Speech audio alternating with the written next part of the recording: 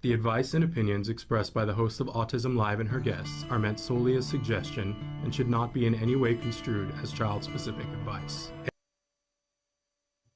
Any choices you make in determining your child's treatment are completely at your own discretion.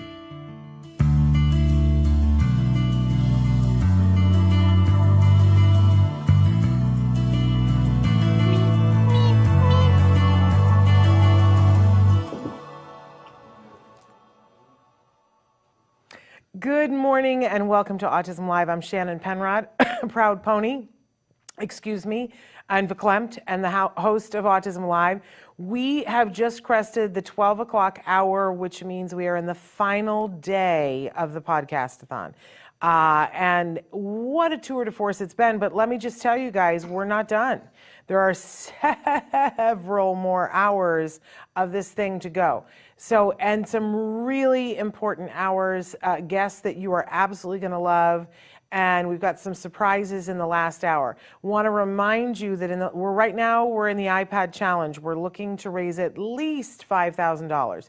And that $5,000 will go directly to iPads that people have applied for grants for. You can see on the screen there, it says givebutter.com/iPad challenge.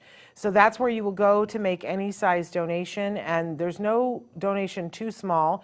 You know, it feels good when you give to somebody else, and what we're doing is giving that money to families that have asked for and said we need an iPad. And this is really poignant for me because we have a card in the lobby that says functional communication is a right, not a privilege.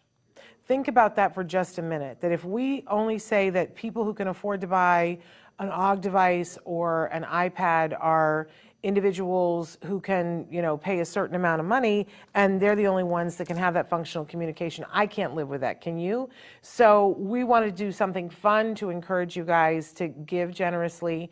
And so Dr. Granpeesheh is going to shave my head, and she's so excited about it. If you've watched any of the shows where she talks about it, she is so excited about shaving my head. It is going to be amazing. Also in that last hour, we have Dr. Stephen Shore, who will be joining us.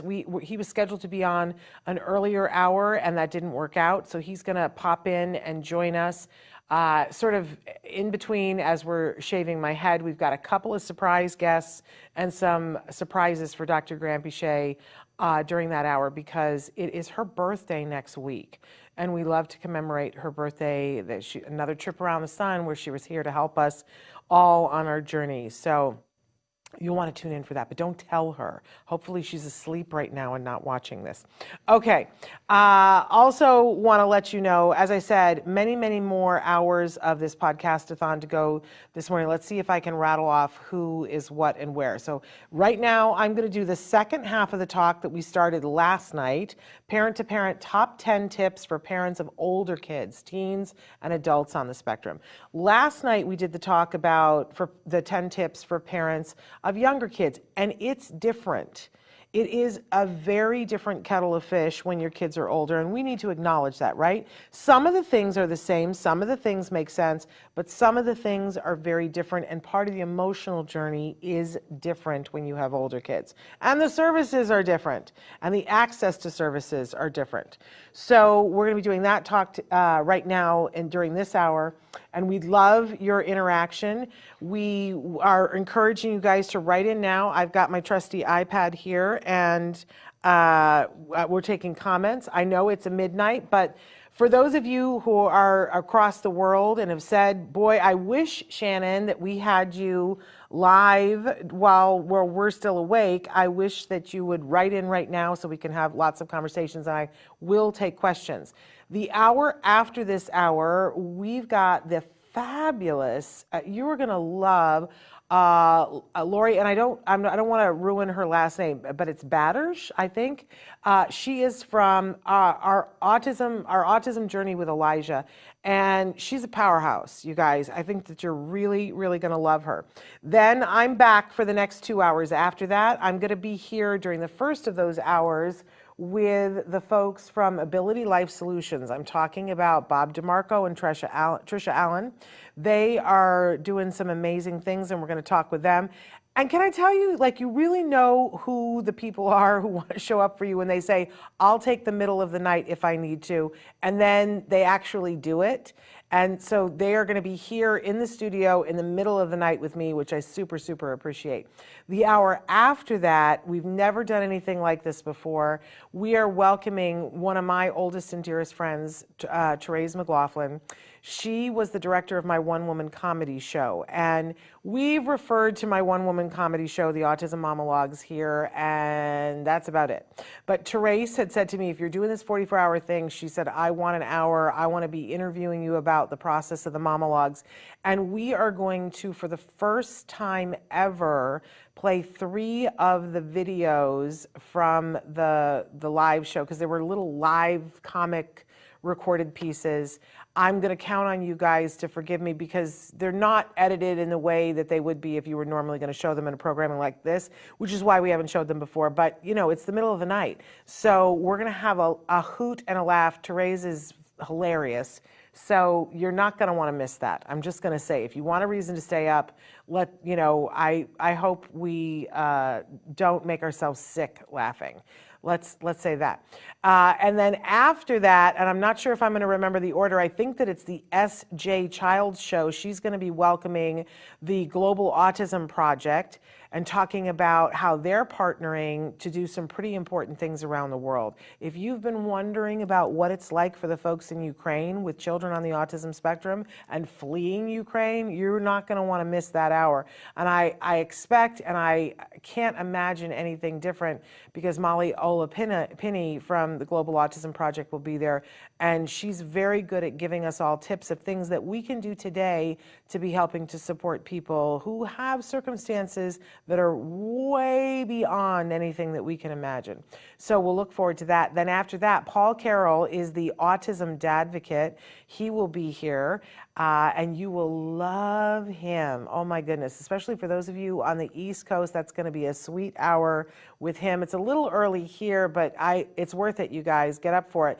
And then the 2 hours after that, so important. Tom Island is going to host an episode of Stories from the Spectrum, and he is going to have his girlfriend, who is Rosetta Walker, the Queen of Inspiration. How about that for a moniker? The Queen of Inspiration. She's going to be here. They're going to be talking about love, marriage, relationships on the autism spectrum. So I know I've been teasing that all day long today when those of you have written in and said, you know, we want some dating tips.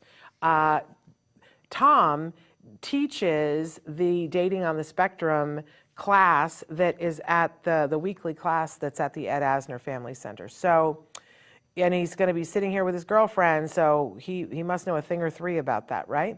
And then the next hour will be another episode of Stories from the Spectrum. Amy Gravino is back. She is an autism, sexuality advocate, and relationship coach. She's going to be here with the fabulous Dr. Peter Gerhardt. You guys are going to love that. And then we get into our last 3 hours. We're going to do an Ask Dr. Doreen with a very special guest that's going to pop into our Ask Dr. Doreen, somebody I've been referring to the last 32 hours, right? And then Dr. Granpeche is going to do her potty training talk, so that will be really amazing. And then we get to the final hour, which I talked about before, with some surprises and birthday celebrations. So that's it. We're rounding the corner here, but it's sweet. There's good stuff coming up. So not to mention this talk today, this second half, because it's so hard when anybody starts talking about something, you immediately go, how does this apply to me, right? And so often with autism, because as Dr. Shore says, when you've met one person with autism, you've met one person with autism. And it's hard when somebody starts describing things that you should do and it doesn't fit your life, your experience, or a loved one's experience, right? So if you have a 3-year-old and people start talking about dating on the spectrum, you go, well, that's great, and I want to remember that for another time, but I need things now that aren't dating, right? But it's the flip too for parents who have kids that are older, and I mean, you know, starting at 6, 7, 8, but then through teens and adulthood, it can be really tough. Because the services get a little thinner, and get a lot thinner eventually. We talked today with Tamara Mark, and she said, you know, when kids turn 21, they talk about it being the cliff, and she said, I call it the abyss. There's a word for you. Send a shiver down your spine, right? Nobody wants to feel like the services for themselves or a loved one are the abyss. So we're going to be talking a little bit about some general tips for things that I have found that are effective, because you got to play the inner game of tennis, right? Part of this is mindset, that if you as a parent, and this is a parent-to-parent talk, if you as a parent are in the right mindset, that you can get more done with your older kiddo on the spectrum, your teen or your adult. Because really, isn't the name of the game here that we want to be good allies, good advocates, be standing there alongside these individuals, helping them to achieve whatever they want to achieve in their lives. So let's get started talking about this. I always like to give the disclaimer that this is a parent-to-parent talk, that of course our show is always meant for the entire autism community, which starts with the individuals who are themselves on the spectrum. They're the beating heart of our community. But we also include into our programming things that are for people who love people on the spectrum, right? Because they need to be supported too, so that they in turn can help support their loved ones on the spectrum. And that includes moms, dads, girlfriends, boyfriends, brothers, sisters, relatives, right? It includes teachers, it includes doctors, clinicians, the whole gamut. I think it should be the entire world. If I meet somebody and they don't love people on the spectrum, I'm like, get on board here, folks. What are you doing? What's going on here? You need to find your home in this community. So we hope that this can be of help to people. So what I'm going to do, the same thing that I normally do, I'm going to breeze through these top 10 tips pretty quickly and just talk briefly about each one. Then I'm going to go back to the beginning and we'll spend a little bit more time, especially on some of them. So the main thing here for number one, you can see on the screen, it says, don't give up, don't despair. And I know that that's hard, that some of you write in and say, well, my child just got diagnosed at 14 and I feel like we missed the boat. I got to tell you that there's a time and a place for that kind of thinking, but it has to be brief. Because if your fear is, oh no, we missed something, if you take 2 weeks to really be in the grief of that, you will have missed 2 more weeks. And I got to say to you that, you know, when there's an emergency, we don't really have time to be in the grief and the despair. We have to act, right? And if you've got stuff, if you've just recently gotten a diagnosis, then I would say you've got a little bit of an emergency. Somebody who gets a diagnosis at 14, let's say, that means that stuff was going enough okay that we didn't get the diagnosis and people were overlooking it. It's unfortunate, right? But now things have come to a head and now we see that we need the diagnosis, and usually that signals that there's something going on, a trauma or a place where we hit the wall of this person has been able to mask, this person has been able to get along, they've been able to fit themselves to the situation, but now they've reached a point where it's not a comfortable fit anymore. And there are many blessings in this, because everybody I know that's ever gotten a diagnosis later says the same thing to me. Some form of, oh, I finally got to meet myself and understand, because before the world was berating me and sometimes I was berating myself for not being able to fit in with this set of rules that I had no idea what they were. And then when they get the diagnosis, they say, oh, that's why, because I don't fit into those rules. And maybe I don't want to fit into some of those rules, yeah? So, but for parents, I know it feels like, oh no, I missed it, and I didn't get in the line, and I messed this up. And while I acknowledge that that can feel that way, I want to tell you, you get to choose how you go through this life and how you think of it. And that kind of thinking is of no use to you, and it's of no use to the person that you love on the spectrum. It really isn't. So spend however many minutes you need to on the grief, because it's a real emotion and I don't want you to poo-poo it, right? But then you got to kick it into action. And that means making a plan. So don't waste a lot of time despairing. So many people that I know, and even myself included, sometimes in the beginning, no matter what age your child is, doctors will, I think sometimes inadvertently, paint a very bleak picture that isn't accurate. I don't know a single person that has been in this community for any length of time that doesn't have a moment where they get to the epiphany of, oh my goodness, my child is fantastic. Yep, they're not who I thought they were when I first envisioned my child, but they're fantastic. And when you can accept them for who they are and get to know them for who they are, you will find your life will be richer as a result of it. So don't despair. It's going to be okay. You're going to be okay. They're going to be okay. You're going to need to take some steps. So let's move on to number 2, which is it's time to make a new plan. You may have had a plan, like let's say that your child was diagnosed at 3 and you made the plan, you did the dream and you made the plan, and now your child is 12 and you have a little bit more. At 3, you didn't really know where you were going to end up on this spectrum, and now at 12 you're starting to get a glimmer of who this person is and how their life is going to play out and how much support they're going to need. That all kind of unveils itself. And around that age, around 10, 11, 12, you start to go, okay, so I can see that, I thought that we were going to have, a conservatorship and all these stuff, but I think that this individual is going to be able to live independently, and then you chart the course to that, right? Sometimes it is the opposite, and that's hard. We have parents who, said, okay, my kid is going to be the kid who goes to an Ivy League college, and they gave it their all. And I don't understand why some kids make all the improvements that they do and other kids don't, but we know that it's not a one-size-fits-all. And so sometimes there's a new process of grief that, okay, that's not going to be our circumstance, not going to Harvard, and maybe not going to live independently. They're going to need support throughout their life.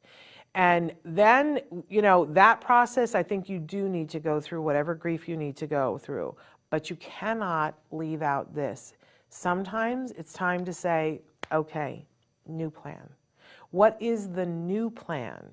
So before you were going for Harvard and now you see that that's not the thing, but you can't be in the abyss because they need support. So time to make the new plan. Okay. All right. Still in this category, we have to get respite. Because, and you're going to need it more than ever, because as our kids get older, they get bigger. And sometimes that means that when we hit a spot where there's challenging behavior, it gets much more intense, right? But even if it isn't a thing about challenging behavior, sometimes the needs can be overwhelming and you're tired at this point. And you're entitled to be tired at this point. And if we look at the normal, and I hate that word, right? But if we look at what the plan was when we had our children, there's sort of this unspoken thing about, oh, we're going to bring this person into the world and we're going to make them our center of attention for a period of time where every breath we take is going to be about them when they're baby years, right? Then they're going to go to school and we're going to get a little bit more separated from them where it's okay for them to go do their thing for part of the day, but we're going to meet back together and be very close, right? But then we're going to hit those teenagers and they're not going to want to have anything to do with us. And then eventually they leave home and they go off and they do other things and start their own family, right? That's what we've all been told. It's the old Carly Simon song. That's the way I've always heard it should be. But that's not everybody's story. And it certainly isn't everybody's story in the autism community. Sometimes our kids don't leave home. Sometimes our kids don't live independently, right? Sometimes they're going to leave the home, our home, and they're going to live someplace else and get a great deal of support. There's all different kinds of scenarios. No matter what the scenario is, our bodies aren't meant to be massive, hands-on caretakers for 12 years, 15 years, 42 years, right? It's not what we're meant to do. We're aging, their needs are more, and we have potentially less to give depending on how old you are when your child is reaching this age. So it's not only important that we get respite because that's how we're going to be able to show up, but respite allows us to remember who we are. Maybe a hobby that you like doing, maybe, the self-care piece that we were talking about last night.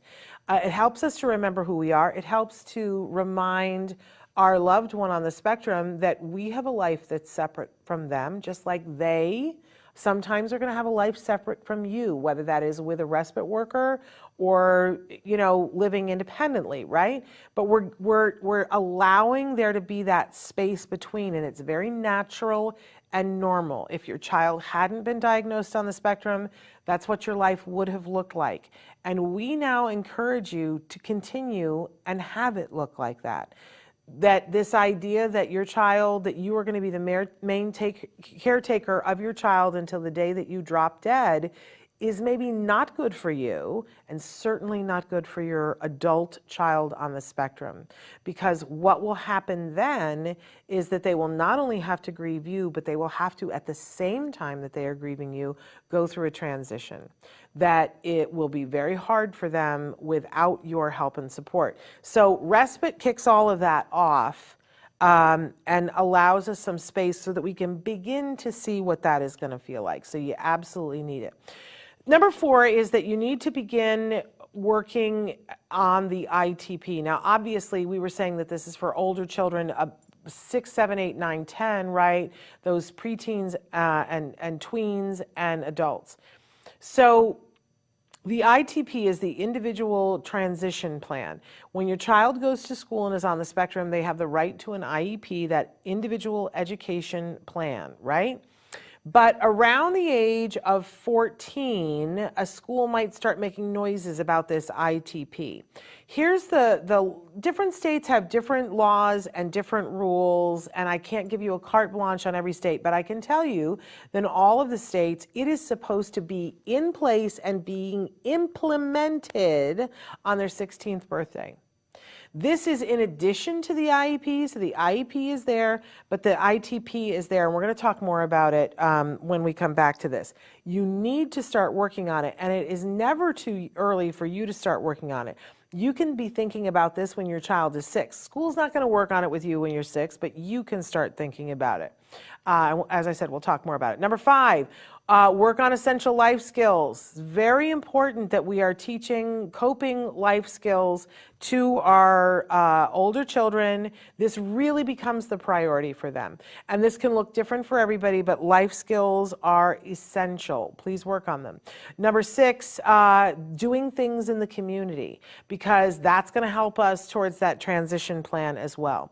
Number 7, find local and global support, which you might notice that was one also in the younger children, because you still need it. You need people who can tell you, oh, well, this program you can do this, and this program you can do that. You're going to save time and money if you have a local and a global support group. I still recommend TACA now, but there are other great ones too. Number 8, you're going to encourage special interests. When we talked with Dr. Grandin, was it last night? My God, I feel that like the number of hours, I've lost track of where we are in which day. Last night we were talking with Temple Grandin, Dr. Temple Grandin, and talking about this very specifically. That I put the choo-choo train in here because a lot of times when your child starts ABA therapy, you have all these phases, right? So when your child is 3 and your child loves Thomas the Tank Engine, everybody loves that because we know that they love Thomas the Tank Engine. So we're going to be able to play with Thomas the Tank, and we're going to learn colors while we're doing Thomas the Tank because the 3-year-old loves Thomas the Tank. Wonderful. But then all of a sudden there's this big chill that happens when your child's 6 where they go, Thomas the Tank isn't really appropriate for a 6-year-old. I really hate that. But some parents and some ABA providers, this is very important because It's not that they don't want them to play with Thomas the Tank Engine. Let's be very clear about this. It's that they want them to be able to socialize with their peers of the same age. And if the peers aren't playing with Thomas the Tank Engine, it's not that we have to completely cut Thomas the Tank Engine out, although they make it sound that way, and I don't like that. But it's that we need to build an interest in things that they can talk about with other peers. So I know it always feels like, oh, we're trying to make them conform to what everybody else likes, but it's really just trying to give them a floor of opportunity in which they can have friends. So, if everybody is into Taylor Swift, and they're listening to the Wiggles, and they're at the table and people are talking about the new Taylor Swift CD, and our child wants to talk about the Wiggles, the friends, the neurotypical kids don't handle that well. So we want them to have a floor of opportunity to be able to meet with those teens. But then they get a little bit older, and then we throw that rule book out and go, you know what, forget that. Because if they have an interest in trains, we're going to try to broaden it so that it isn't just Thomas the Tank Engine, that it's all kinds of trains. And then we're going to have them join a train club, and they're going to have an online group. Whatever it is, we want to encourage that, because this is how you find the passion that will lead them through their lives and have their life have meaning and purpose, because it's something that they're really drawn to. People say perseveration, I say passion. And we want it, when they're older, we want to be encouraging it. But we want to stretch it and make it as big as we possibly can. Okay, number 9, if you haven't already learned the fine art of asking for help, this is when you need to do it. Because as your child ages, there is going to come a time when you're not going to be here anymore. You're going to want help. So you're going to have to be willing to ask for it. So start practicing it now. And number 10, we're going to find ways to celebrate together. Okay, so those are my 10 things. Let's go back to the beginning. Boop, boop, boop, boop, boop. Okay, and talk about these a little bit more specifically. So whatever you have to do for yourself to keep yourself out of the despair, if that means that you need to have therapy, do it. There is no harm, no shame, no foul in having therapy and having somebody that you can talk to and appropriately dump all of your feelings about everything that's going on. Some people journal, some people exercise, some people, get together with their friends. Listen, some people drink and some people do substances that are considered drugs. I'm not a fan of that, because then that becomes a new problem, and that you have to meter. And I've seen the situation where kids have been taken away from their custodial parents because they're engaging in substance use. So I'm not a big fan of that when you're feeling despair. I'm a big fan of doing some of the other things, but whatever it is that you need to help you to not get into despair. Because if you don't have hope, every day is darker, right? And hope may just be in the form of one friend who gets it. That can pull you out of the, oh, woe is me thing, right? So whatever it is that you need. Listen, I love to sit and watch Hallmark Christmas movies, and that's what I love to do to make myself feel hopeful, and people want to judge me, I'm all good about it, right? So find whatever it is that you need, give yourself that kernel of hope, but you cannot give up. And we get tired sometimes, right? But be tired, take respite, and we're going to talk about that, but then get back in there, because it's really important. And all of that is part of that new plan. So let's say that we've got a 7-year-old and you've been doing ABA for a while, and now all of a sudden they're saying, we're going to have a really hard time getting the funding for this. Well, it's time to evaluate and have a new plan. And I'm a huge, huge, huge fan of ABA, and I'm a huge fan of ABA for people of all ages. The truth of the matter is they use ABA with Olympic athletes to help them get to their best performance. About half of ABA that's done in the world is not done and to have anything to do with autism. ABA is not a science that was invented for autism. Autism came along later on and said, let's try this, and found that it was very effective. But businesses use ABA, corporations, as I said, Olympic athletes use the principles of ABA to get the best possible performance that they can. So there is no age limit about when ABA could be effective. What happens is as people get older, you focus more on very individual specific things, right? What do they want out of this life?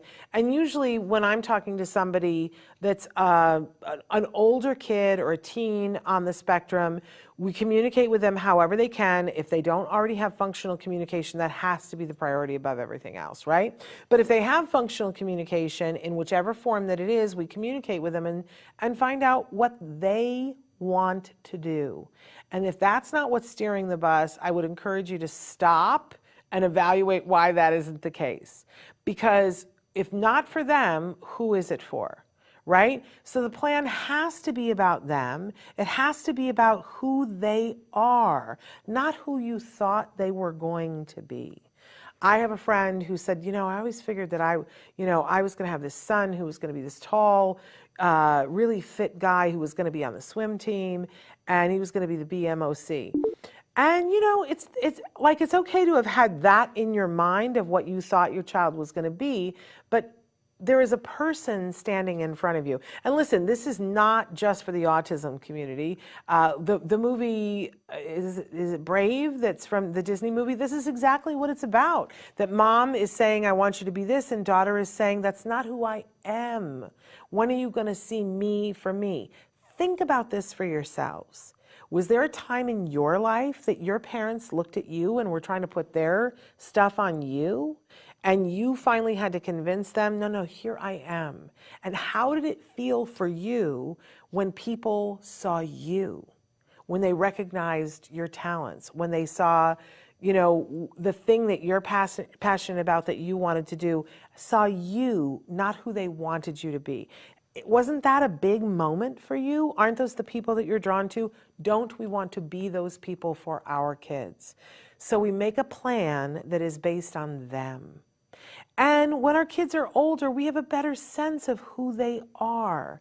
Sometimes in the early days of autism, it can be that there has been a little bit of a change because if they've regressed into autism, then they were speaking and now they're not speaking, right? We're getting to know this individual for where they are, but it really starts to shape up by the time they're 8, 9, 10, right? That we get a sense for the kinds of things that they love, the kinds of things that they're interested in, what they want to do.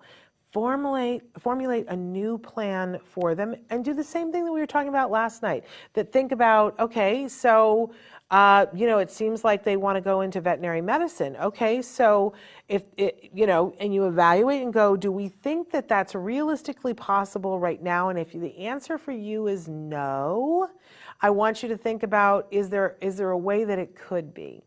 Don't close the door too much, right? Because all kinds of things are possible. I've seen some parents who have their children have said to them, I want to live independently. And they were people that everyone said that's never going to happen. They need too many services, but they took over a decade and taught individual things along the way and said, if you want to live independently, you got to learn this. And they would learn this, and then we got to learn this, to the point where they now live independently with support, but live independently. So make the new plan, get cozy with it, dream a little, but make sure that it's about this individual, not some idea that you had in your head. That's not what you would have wanted for you. Let's make sure that we don't do that for our kiddos, right? You got to have the respite. And for most of you, this is available in most of your states. You need to get in line for it. They will pay for all or part of it. They will let you, in some cases, decide who the person is doing respite. You can even hire someone in your family to do the respite. Here in California, we have self-determination now, and I'm really advocating for anybody who has an older kiddo that you really look at that self-determination piece. And I think that once people see how effective that is in California, you're going to have that in more states, right? But make sure that there is respite in your program. And you can get funding for it so that it's not coming out of your pocket. And on your way to that, ask friends. It can be as simple as asking another parent of a person on the spectrum, how about we trade? How about you take them on Tuesday night and take them to a movie that they really want to see, and then I'll take them on Wednesday night and I'll take them to dinner, right? This does two wonderful things. It gives two sets of parents respite, right? Gives these individuals two opportunities to get together and do something that they want to do, right? So it's a good thing. Get yourself respite. You cannot be on all the time. It's disastrous. We already know that. Okay, number 4, let's really talk about this one, the ITP, the Individual Transition Plan. So this has 3 elements to it. And one of them is when they leave the high school setting, and you know that for some kiddos, if they're not graduating with a diploma at the age of 18, they can stay in an educational setting that's similar to what they're in for high school. They just extend it, and it's different ages in different states. Here in California, it's 21. I know somebody wrote in and said was it Wisconsin or Michigan that it's 27? Amazing. But it's 21 here, and then you get the cliff, right? But there shouldn't be a cliff if we're really following the ITP process. So the ITP says, it's just like an IEP, but it focuses on 3 things. On what your child will be doing after they leave the school system. So it's where will they live, where will they work, and who will be their support. So where are you living, where are you working, who is your support? And if you think about this, this is tidy. Because the first question is, where is this individual living? I will warn you that a lot of, and this is the school, by the way, this is legal stuff that the school has to do. They have to do an ITP with your student. And yet we hear endlessly of schools who don't and aren't trained in it and don't know what to do with it. You really have to advocate as a parent. And if your child is 14, you should be asking for it at the IEP meeting. They're going to say to you, I'm going to tell you right now, they're going to say, oh, that doesn't happen until they're 16. Well, okay, except that it needs to start being implemented on the day that they turn 16. So when exactly would you like to plan that? Because it's an intensive thing. And if you're going to start it on the day that they turn 16, then we're not going to start planning it on the day that they turn 16. That's a plan to fail, right? So 14 is a really good time to start pushing them and saying, and many states, it actually starts at 14, right? But I think it's in almost all states that it has to be implemented starting at their 16th birthday. And in reality, it almost never does. The only time it does is when there is a parent who knows what the rules are and is advocating their tuchus off. So be that parent, right? Because it ultimately is going to help you and help your loved one on the spectrum. Because if you can, at the age of 18, already be working on where are you going to live, where are you going to work, and who is going to be your support, then it's not an abyss. And it's not a cliff, right? So let's go through all of those different things because there are lots of different scenarios. It might be that the individual stays living at home. Be wary of the school just deciding that for you because they will. They'll go, oh, well, they're going to live with you. Well, that should never be assumed. That individuals of all ability leave and go other places. There are many colleges that take like the full spectrum of individuals who are on the spectrum. Then there's colleges like the Minnesota Life College where people who have some challenges and need help learning how to live independently go to college just for that. There are college programs that have a moderated curriculum, and there's even Iowa State has a program that is for people who are not actually going to graduate with a diploma, with a college diploma, but still want the 4-year college experience, that independence, that meeting other people. They have a dorm with support, right? So that they're not living at home. Because a lot of young people see that other people, their siblings, are leaving, and that other people leave home, and it calls to them that they also would like that independence. And we need to make room for that, because they cannot live with us forever, because we are not immortal. I know it hurts my feelings too, but it's true.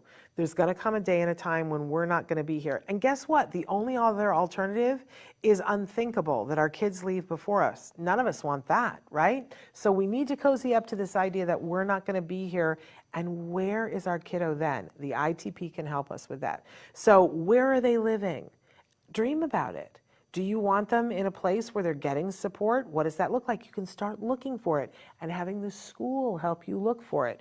Where are they going to work? I love this because it assumes that they are going to work. Even though the statistics are that people that are on the spectrum are woefully, woefully underemployed, right?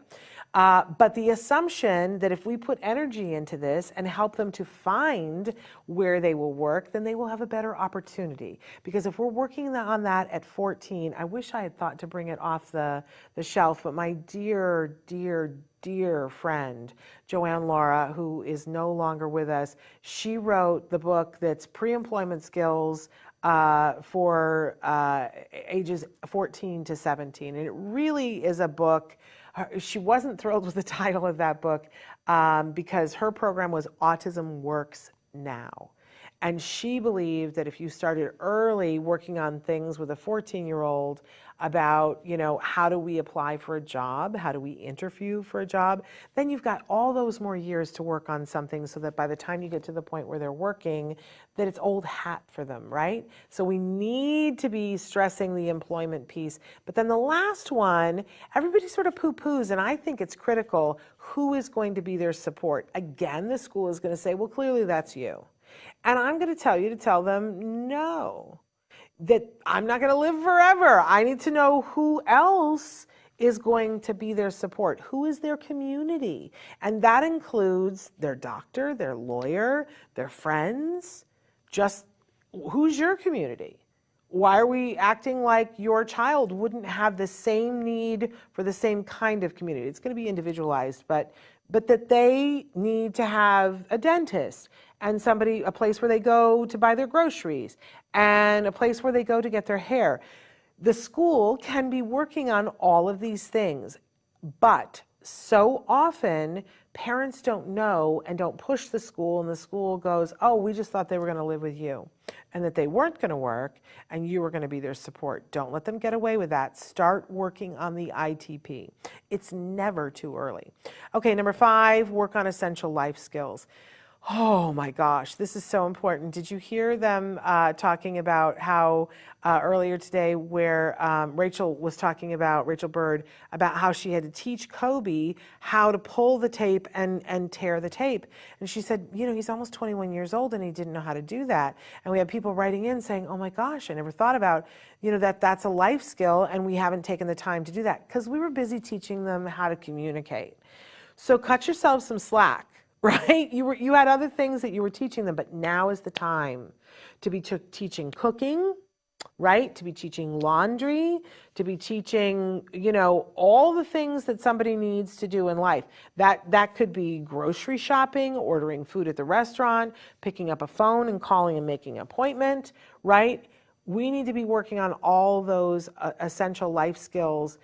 And now is the time. Anytime, if you've got a 6-year-old and you're like, really, Shannon? Yes, absolutely. Teach a 6-year-old how to make themselves a snack. You don't necessarily have to teach them how to make, a 5-course meal at 6, right? But it's appropriate for a 6-year-old to be able to make themselves a snack and not leave the kitchen destroyed. You can start teaching them to load and unload the dishwasher. things that they need to be able to do, and it's an opportunity to be able to reinforce them and for them to have autonomy. And by the way, this doesn't matter if they are an individual who is very impacted by autism or they're somebody who is what a lot of people would refer to as high functioning. I don't necessarily love that term, but somebody who's able to comprehend a bunch of things. They all need to learn life skills.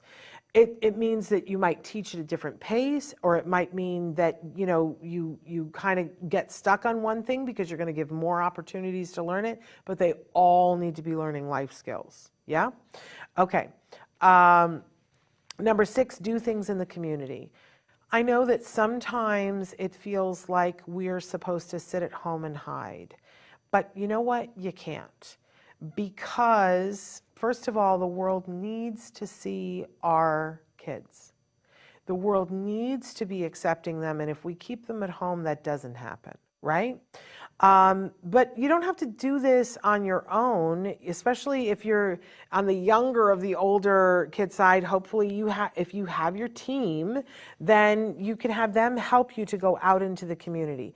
But as we're building that support team for the child, teen, or adult that is in your life, we want to make sure that their community is included in it. And that won't happen if we're not taking them to community events.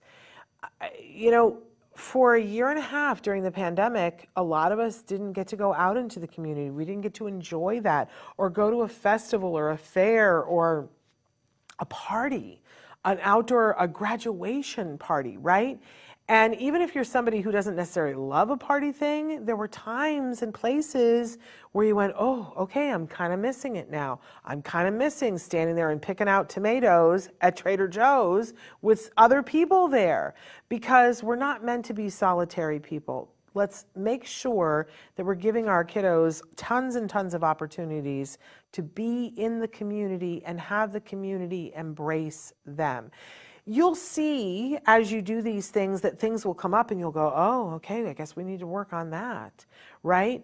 And that's exactly what you want to do, because as we're building lives for these individuals where they are happy and autonomous maybe, or with their support, having that community around them and living in their community is going to help them to reduce stress and feel like they're a part of. We never want to shortchange them. They are a part of. Let's really include them then in the community. Okay, number 7, find that local and global support. As I said, I really recommend TACA. That's TACA now.org. You can go there and they have tons of information there, but they do coffee talks, and they're starting to do their coffee talks more in person now. We just were talking about Moira with this 2 hours ago. Feels like 2 years ago. But they're starting to do their coffee talks again. And basically this is people get together, have a cup of coffee, somebody speaks, or there's a topic that everybody talks about, and it's fellowship, right? But you're going to find things that you wouldn't have found otherwise. I guarantee you might be right now going, I just wish that I could get my teen involved in a social group, but I just don't know where one is, and you've looked it up online in your area and you're not finding it. But you go to something like a coffee talk, or any other, go online and be a part of a support group, and then somebody says, oh, we found the best group over here, and you go, oh, I wouldn't have known, because you can't know everything. But if we band together, you know what I say, si se puede, we get this done. So you got to have that local and global. And I said this last night, the local, so that, you can ask somebody, well, our barber retired and we don't know who to take him to get a nice shave and a haircut, right? Or the dentist, things like that. Or which program is going to be best for them. You need that local group, but you also need people who are parents of individuals that have the same type of autism that your teen or adult or older child has, because that's going to save you time and it's going to save your stomach lining. That something's going to happen and you go, oh no, the sky is falling, and then you talk to that older support group and they're like, oh no, we went through that. You're going to be fine. You know what we discovered? This. And then it was fine. And you go, oh, I don't have to panic. I'm not the first person. I'm not reinventing the wheel. Okay, I talked about this a little bit, but I cannot overstate the importance of really feeding this special interest thing at this point in the game. Because I love, Nora Ephron always used to say, you know, what are the 5 words that describe you? And that the words change in our lives from time to time, right? That, you know, if I were going to use 5 words to describe myself right now, I would say mom, I would say wife, I would say, oh gosh, now I'm on the spot having to think of things. I guess I would say advocate, I would say writer, and I think I would say friend. That those would be my 5 things. But imagine that there was a time when I wouldn't have said mom, right? And there was a time when I would have said to you, one of the first things I would have said would have been mom of a person on the spectrum, right? Because that was my entire identity. And as the years go by, that becomes less and less of my identity. I'm just a mom now. And by the way, that's getting less and less too. I'm still a mom and I'm always going to be a mom, but it's less and less the thing, you know?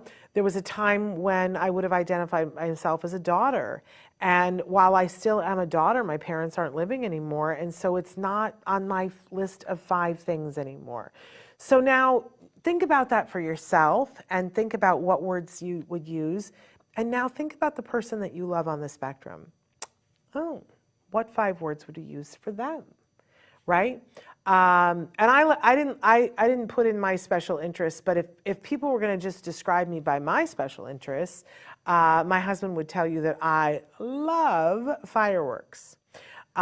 He would definitely tell you that I'm funny. He tells me all the time that I'm funny, that's part of my identity, right? And we could go on, like I love Hallmark movies, right? That's something that you can know about me. So what would you say about the person that you love on the spectrum? And if you can't come up with 5 things, then we need to spend some time looking at what jazzes them. What makes them happy? What's the place when they're doing that thing, they are in the groove? And if it's something that you go, well, no, that's not the thing. Temple Grandin's mom used to say she had a metal plate on her bed, and that's all Temple wanted to do, was spin the metal plate on the bed. And, you know, I'm sure that I know from talking to Eustacia, her mother, that concerned her. Well, was Temple just going to be somebody who sat on her bed and moved the metal plate? But she didn't ask her to not do it. She said, you know what? I don't know what it is that you get out of that, Temple, but I'm going to, you know, it's yours. You love it. So you're going to do that. It's just we're going to limit it. That you can do that an hour a day, but you also have to go down to the stalls and you have to muck the stalls for the horses. And Temple liked to draw, and she said, okay, now I want you to draw the horses. And Temple would draw the horse head. And then Mom would push her and say, well, draw the whole horse body. And eventually, you know, that led to Temple drawing buildings, and the whole turning the plate, which was part of a mechanical desire, became something. You know, she's one of the top designers of cow slaughter plants in the world, you know, but that all came about because Mom pushed a little bit, but paid attention to what it was that was of interest to her. So I encourage you to read Temple's books because she talks about this much more eloquently than I can. But I know that this is important as I think about, you know, the people that we've had on the show this week, you know, Kobe Bird, and he wanted to sing and he wanted to perform, and his mom encouraged that special interest. And look at him now. He is a union actor just off of a hit show on Netflix, 3 seasons. Hello, you know, and he's 20. So, you know, just spent the last 3 years living in Toronto and filming, 20 years old. He's got amazing stories to tell already. But it was because Mom fed the special interest, right? This week we discovered that he likes painting now too. Maybe we've created another special interest, I don't know. But there are so many stories like this. I love the fabulous Spencer Hart, that her mother discovered they were getting ready for something, and she had Phantom of the Opera playing on the TV, and went into the other room and heard this gorgeous opera voice and said, "What's going on?" And her pretty nonverbal daughter at that time was standing there singing along to Phantom of the Opera with this gorgeous opera voice. And now Spencer has performed at the White House twice. You know what I'm saying? Feed the special interest. I know that some of you are like, well, we don't see that. We don't see what the special interest is. But Temple told you last night, we just said, take them out in the community, expose them to a wide variety of things, and watch. But you got to expose them to things. Okay. You got to ask for help. This is number 9. You got to ask for help. This is critical. If you think at this point, and I hope that you've let go of the idea that you're going to do this by yourself. But if you still think that it's really time to, put your hands on your head and save yourself and say, okay, maybe I'm not omniscient, maybe I'm not omnipotent, maybe I don't have to be all things to all people, and lean into some help. And, part of asking for help is the acknowledgement of the fact that sometimes you ask for help and it doesn't show up how you want it. It shows up in a way that you're like, nope, that's not what I wanted, right? It's still important to ask for help. And then you can communicate and decide whether you're going to settle for what came or still ask for the thing that you want. Sometimes you ask for help and it doesn't come. It's still important to ask for it. You are 100% less likely to get it by not asking for it, right? So ask for help, be clear about what help you could use, take the help when it comes, and thank people when they are helpful. But let go of the idea, it's that Edna Moll's thing about no capes, because capes get caught in fans. And if you think that you're going to be super parent and you don't need anybody to be able to be the best possible advocate for your child, your cape's going to get caught in the fan. Ask for help, ask for support, if not for yourself, ask it for your child, teen, or adult, because they are going to need it. We all need help. And number 10, celebrate and find ways to celebrate together. If there is something that your child, teen, or adult loves to do, it may not be the thing that you love. You still got to find your way to be a part of that with them. And then maybe morph it into something where you find your own thing with them. I love to watch parents who have worked this out. I'm not always the best at this. I have to really, really work at it. But there are things, one of the things that I did years ago was that I went on a road trip with my son. And every night, we went to a different restaurant, and we had not been eating out because of the whole GFCF thing. But it was like a moment of celebration that we were going to go and eat out. And I love it when I get to go on a trip with my son now. I get to do that less because, he's about to be 20, and it's not cool to go places with your mom. He's going places with other people. But, I'm now trying to find other ways to celebrate with him and celebrate who he is with him. And anytime I can find something, it truly makes me happy and thrilled. And, this life is short.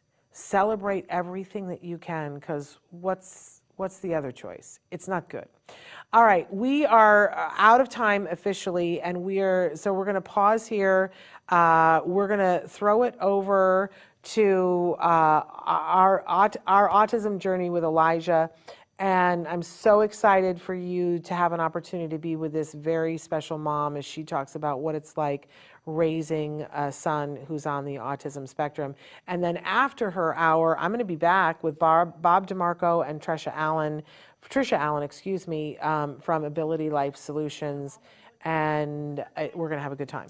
So, but here we go. Take a look at this amazing next hour.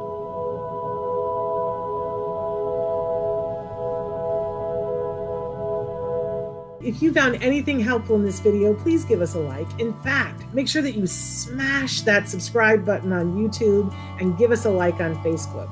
You can also follow us on Twitter and on Instagram for important updates. And please download our free podcast wherever you get your podcasts. Thank you so much. See you next time.